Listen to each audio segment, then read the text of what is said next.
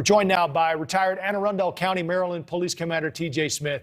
It's always great to see you, T.J., as well. Let me ask you, the president was just in New York talking about crime and getting guns off the street. That wouldn't impact this. What would? Well, look, think about this. We have the big game coming up this weekend, and do you think that they're going to come out and say, this is what we're not going to do this weekend? We're not going to run the ball up the middle. We're not going to throw the ball down the field to this player or that player. Of course not. And unfortunately, we've become so sympathetic to suspects as opposed to talking about the victims. And the victims are the people who will lose their jobs if these corporations decide to pick up and say, we're no longer going to service these areas. We're no longer going to provide these jobs. And jobs equal opportunity, and the lack of opportunity equals more crime. I don't understand why it's so difficult.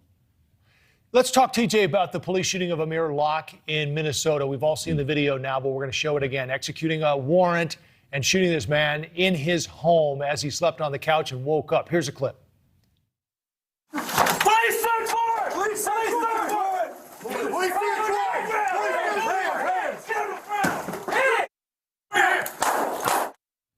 TJ, it happens in a hurry, and I know you've been through a lot of this training. What do you see in that video with your trained eye? Well, I have a lot of problems. And the fact that it's Minnesota again, you have to go back and even look at the statement that was put out from Minnesota again, where if you look at the statement from the George Floyd incident, and it was just a medical emergency, and it was totally different once you saw the camera footage. You look at what happened here and compare it to the statement, we call Mr. Locke a suspect in here. He's not a suspect. He's somebody who was sleeping in his own home who has the right to bear arms. The questions that I would have would be, what was done leading up to this? Was there something called pre-raid surveillance to know who's inside of the house?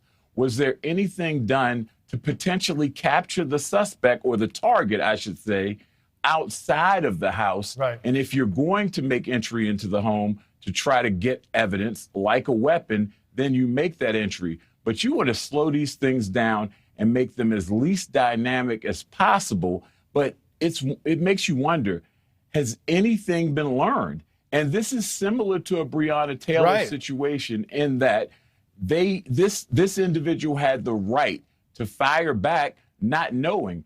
And part of what I've also understood is that they're alleging that they were yelling police before they entered. We did not hear that on the body-worn camera as they were opening the door with a key. Right. That's a problem. And I've been on many search warrants and no-knock raids myself. We should point out that Amir owned the gun legally as well. But TJ, I've been waiting to have you on because I want to ask you about this, and you've touched on a lot of it here. I just don't understand. A number of cities have stopped doing these no-knocks.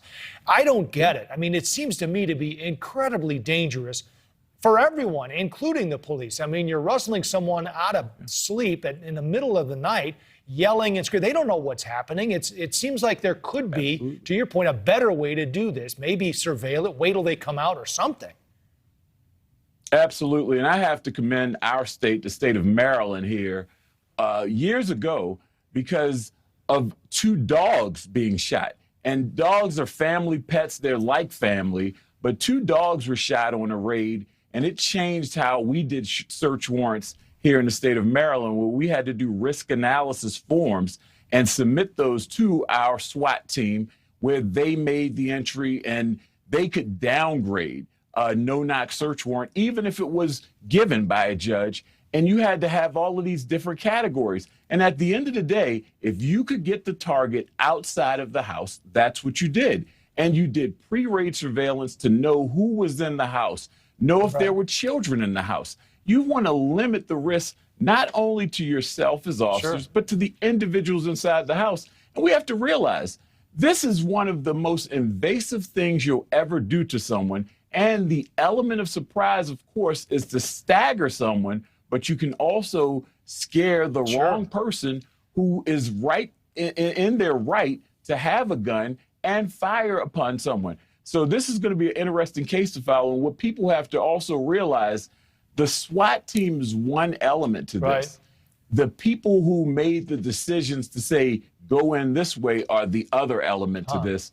because it's a lot of moving parts. Right. In this It's case. great to have your voice, as always. Retired Anne Arundel County, Maryland Police Commander T.J. Smith. Thanks, T.J. Good to see you. Thanks, Joe.